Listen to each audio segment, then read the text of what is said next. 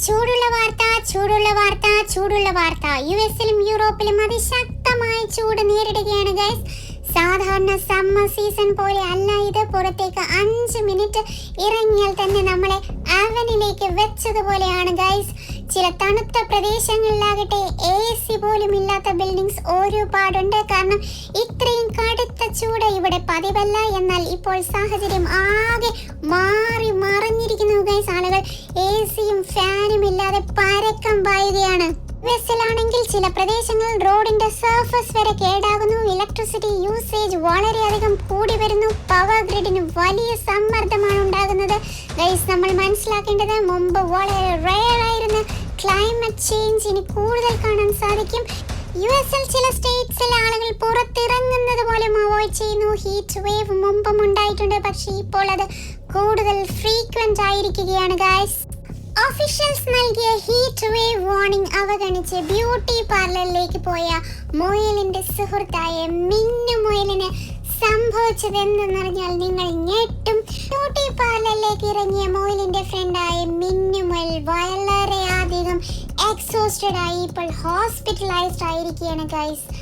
ഏത് നിമിഷവും മിന്നു മുയലിന് എന്ത് സംഭവിക്കാം. അവൾ ജീവന് വേണ്ടി പോരാടുകയാണ് ഗൈസ്. നിങ്ങൾ അവളുടെ ജീവന് വേണ്ടി പ്രാർത്ഥിക്കണം ഗൈസ്.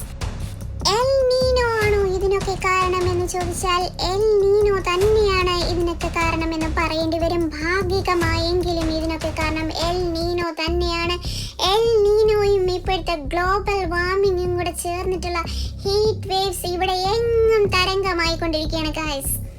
അതുകൊണ്ട് ഗൈസ്, നിങ്ങളിൽ ആരെങ്കിലും US ട്രിപ്പോ യൂറോപ്പ് ട്രിപ്പോ ആഗ്രഹിക്കുന്നുണ്ടെങ്കിൽ ഇപ്പോൾ തൽക്കാലത്തേക്ക് ആ ചിന്ത മാറ്റിവെക്കൂ. കാരണം ഇപ്പോൾ ഒട്ടും നല്ല ടൈം അല്ല.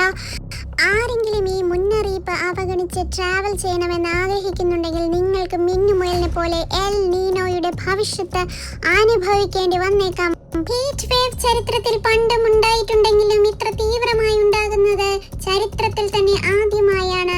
വളരെ ഫ്രീക്വന്റ് ആയി ഇപ്പോൾ ഉണ്ടായിക്കൊണ്ടിരിക്കുകയാണ്. ഹീറ്റ് വേവ് പോലുള്ള പ്രശ്നങ്ങൾ ഫ്യൂച്ചറിൽ കുറയ്ക്കാൻ സാധിക്കുമോ എന്ന് ചോദിച്ചാൽ പൂർണ്ണമായും ഒഴിവാക്കാൻ നമുക്കിനി സാധ്യമല്ല.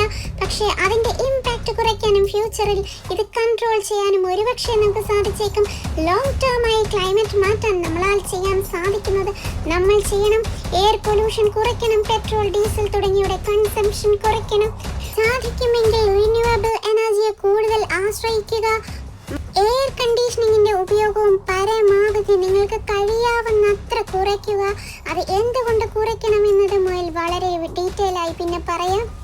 അപ്പോൾ ഗൈസ്, ഈ ക്ലൈമറ്റ് ചേഞ്ച് നിയന്ത്രിക്കാൻ നമ്മളാൽ കഴിയുന്നത് നമ്മൾ ഓരോരുത്തരും ചെയ്യേണ്ടതുണ്ട്. മോയിലിൻ്റെ വീഡിയോ ഇഷ്ടപ്പെട്ടാൽ ലൈക്ക് ചെയ്യൂ, ഷെയർ ചെയ്യൂ, കമൻറ്റ് ചെയ്യൂ, ബെൽ ബട്ടൺ കടിച്ചു പൊട്ടിക്കൂ.